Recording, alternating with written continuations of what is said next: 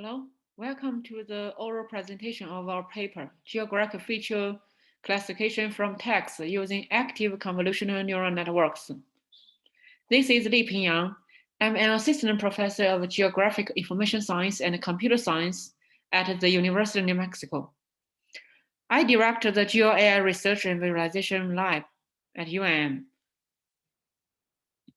Before I go into my presentation, I would like to share some quotations with you about GeoAI and big data. When data volume swells beyond a human's ability to discern the patterns in it, GIS, infused with artificial intelligence, can help executives make better decisions. The world is one big data problem.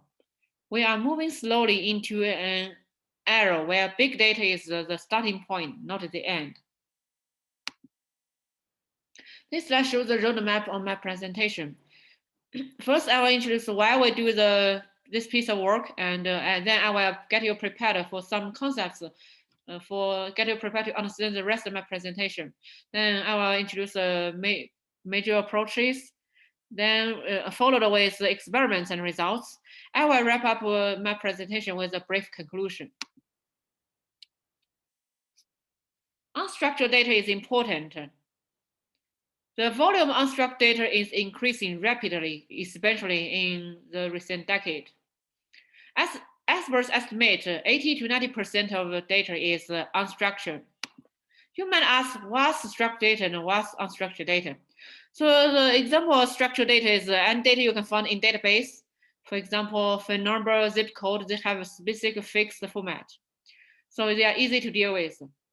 So the unstructured data is anything you can find in the wild. For example, in terms of text data, you can find like the tweets, news articles, Wikipedia articles. So the major motivators behind our work is to improve geographic feature retrieval using deep learning and active deep learning. For the examples of geographic features such as mountains, rivers, landmarks, and cities. So to automatically categorize large sets of raw text data to predefined categories such as mountain, river, city.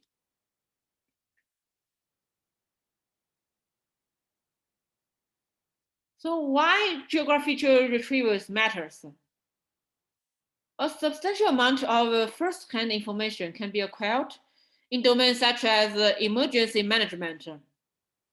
If we can automatically identify and categorize the geographic features from the big and heterogeneous source of textual data associated with emergency events.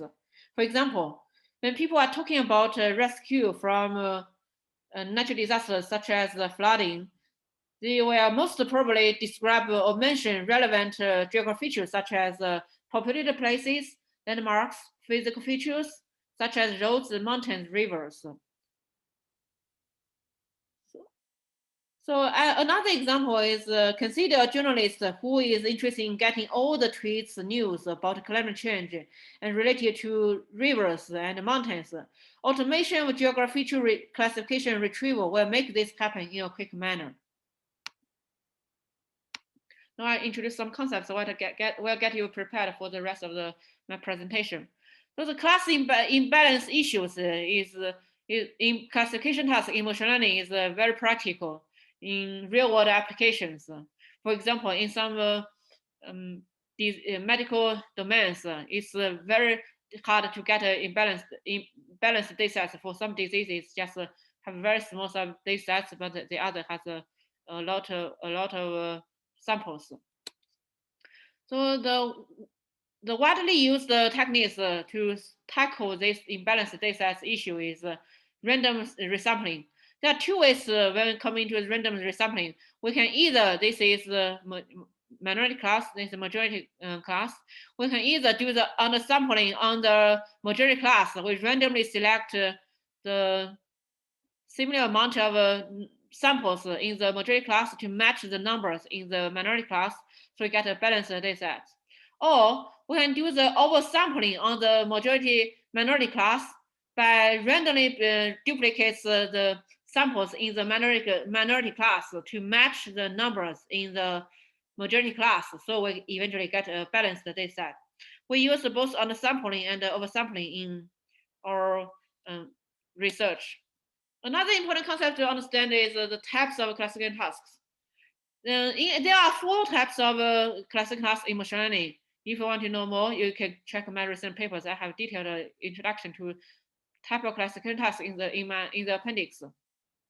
So the binary classification, multi-classification, they are both belong to single label because the labels must be mutually exclusive. There are only one labels allowed, activate at the same time.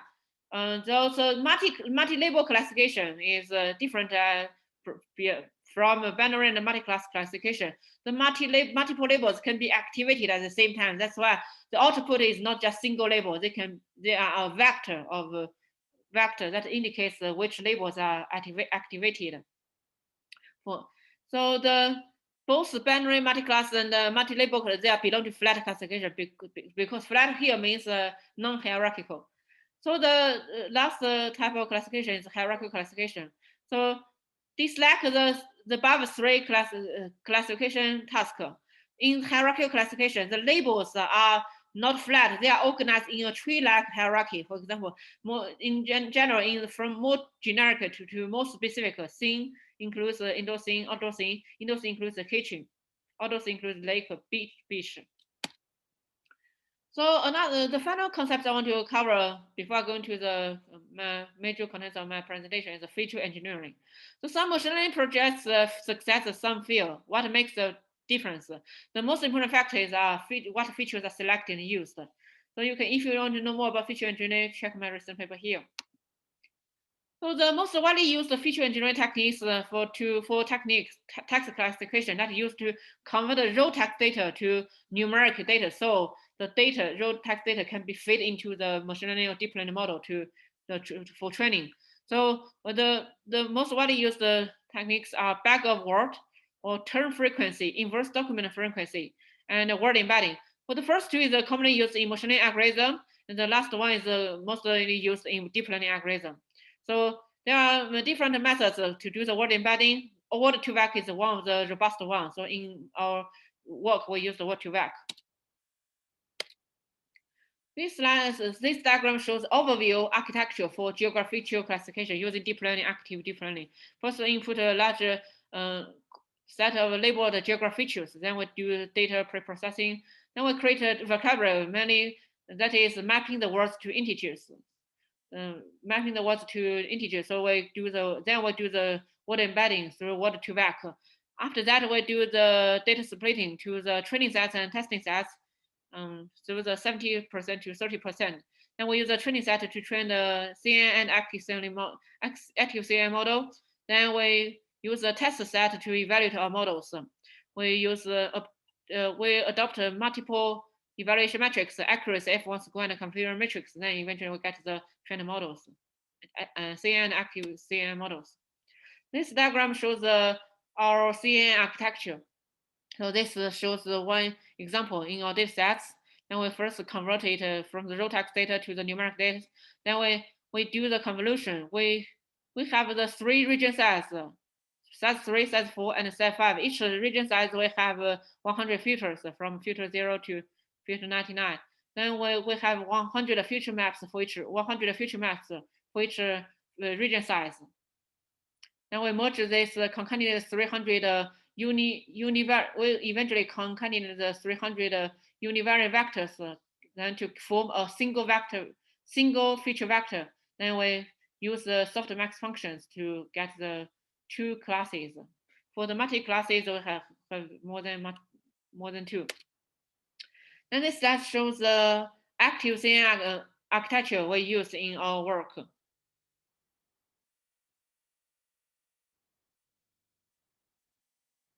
So looking at the flow of how an active CNN works, the training model of an active CNN is the same. The training model of active CNN is the same as the CNN.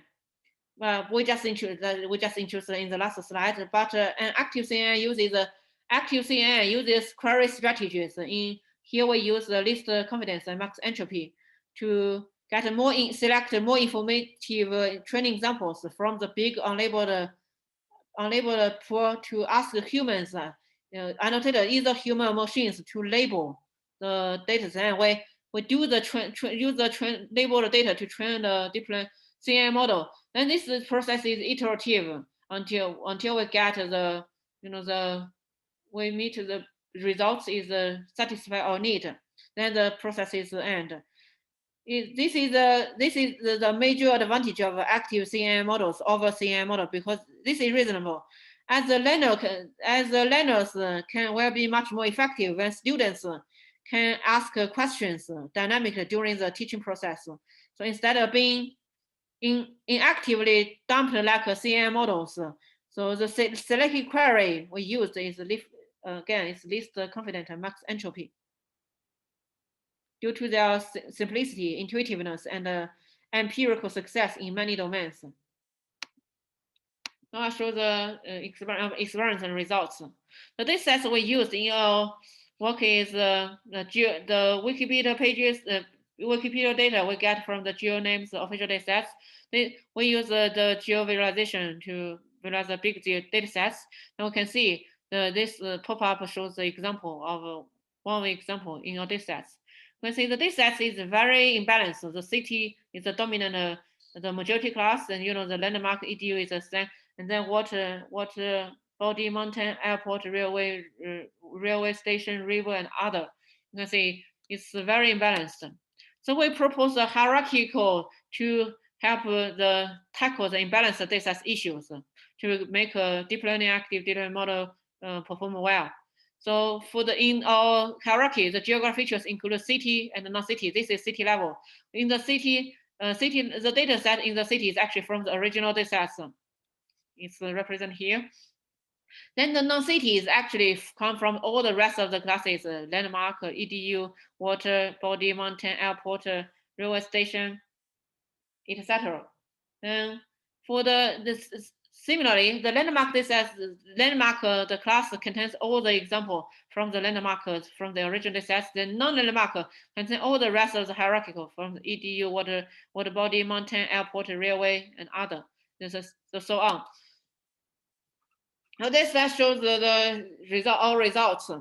We can see all three classifiers perform very poorly when we use the original data sets. We can see that the accuracy and F1 score is very poor.